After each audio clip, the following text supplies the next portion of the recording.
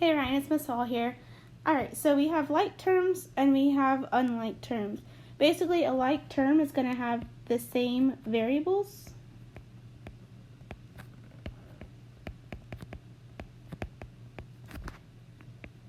and the same exponents.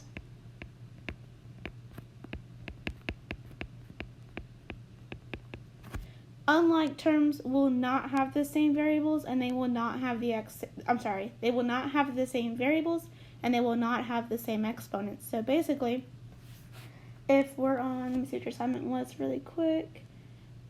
Pre-algebra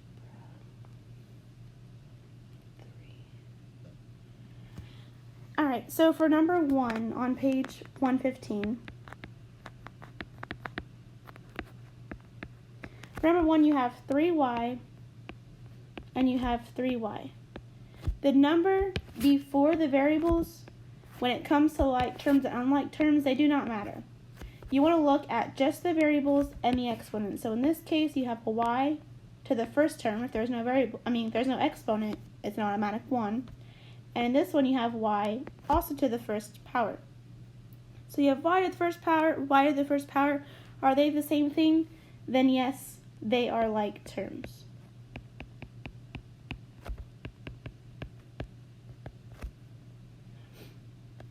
Let's look at number 3. So for number 3, you have 7ab and 6a squared b. So again, the coefficients, the numbers before the variables, when it comes to determining like or unlike terms, they're irrelevant. So in this case, you have a to the first power, b to the first power. Because if there's no exponent, it's an imaginary 1. In this case, you have a to the second power and b to the first power. Do you notice how this a is to the first power and this a is to the second power? They're different, so therefore they are unlike terms. It's basically seeing which ones are the same and which ones are not. So let's go to like adding like terms.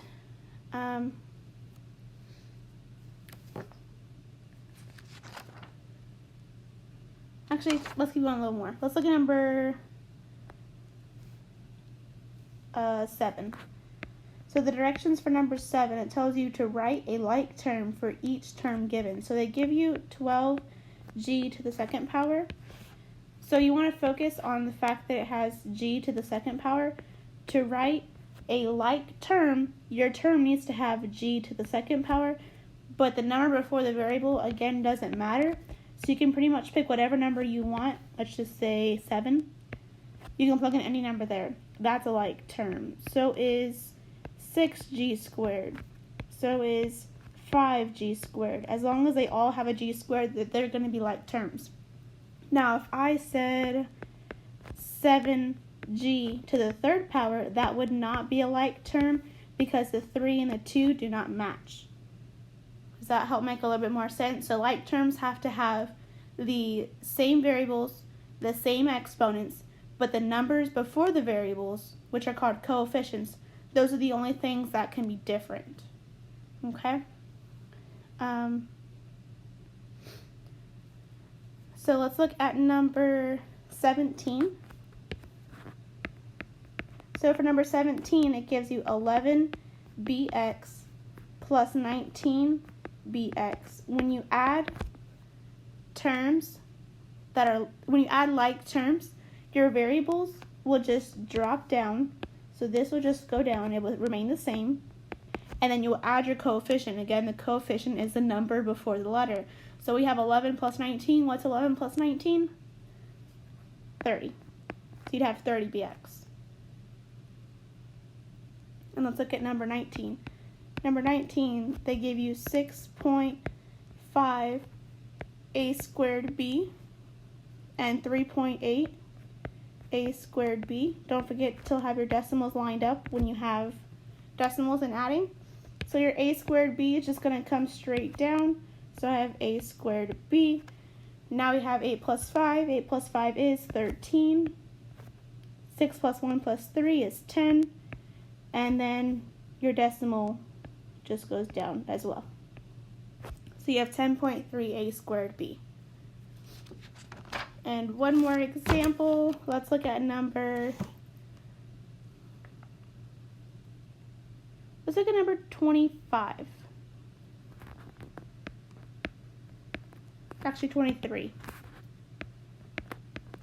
So number 23, you have 3x plus y. So this one has an x, and this one has a y. Are they like terms? They are not like terms, therefore they cannot be combined. So it's like it's a simplified fraction that's already simplified, and you can't simplify it anymore. We cannot combine these terms because they are not like terms. So it just stays as 3x plus y. But number 25, it'll get a little different. So we have 25m plus 11m plus 23n plus 5n. So in this case, you're going to go back and say I have an m here, I have an m here. Those are like terms. They're both just an m. And then in this case, I have an n and an n. Those are both just n's. Do you see how I can put these two together? And I can put these two together because they have different variables, but the two straight lines, the two green are the same, and then the two orange are the same. So I can combine these two, and I can combine these two.